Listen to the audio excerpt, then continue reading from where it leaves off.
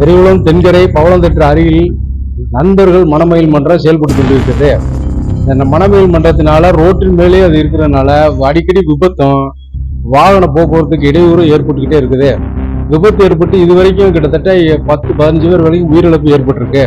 இதன் விவரங்களை மாவட்ட ஆட்சித்தலைவருக்கும் மாவட்ட காவல் கண்காணிப்பாளருக்கு தெரியப்படுத்தியும் இது நாள் வரையும் மாவட்ட ஆட்சித்தலைவர் நேரடியாக வந்து பார்வையிட்டு அதன் மீது ஒரு நடவடிக்கை எடுக்கவில்லை. வருவாய் கோட்டாட்சியர் நேரடியாக பார்வையிட்டு இதை மாற்றம் செய்வதற்கான நடவடிக்கை எடுக்கிறேன் என்று கூறி சென்றுள்ளார். அதனால இந்த இடத்துல இருந்து இந்த வேற இடத்துக்கு மாற்றம் செய்வதற்கு உடனடியாக நடவடிக்கை எடுத்து உதவி செய்யும்படி கேட்டுக்கொள்கிறோம்.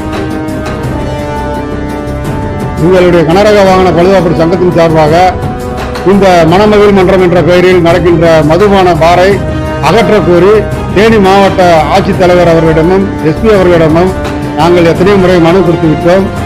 அது பேரில் எந்த விதமான நடவடிக்கையும் எடுக்கப்படவில்லை.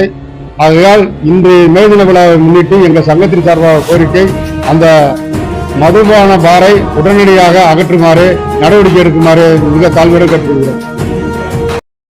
நம்ம சங்கம் அலுவலகம் சுற்றியுள்ள தொழிலாளிகள் அனைவரும் கிட்டத்தட்ட ஒரு 200க்கும் மேல் கொண்டு தொழிலாளர்கள் தொழில் செய்து வருகிறார்கள்.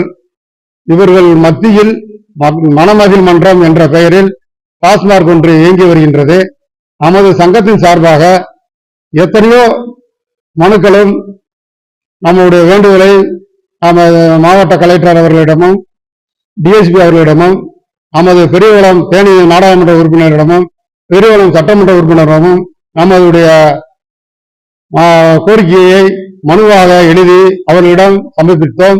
இன்று வரை அதுக்குண்டான நடவடிக்கை எதுவுமே எடுக்கப்படவில்லை.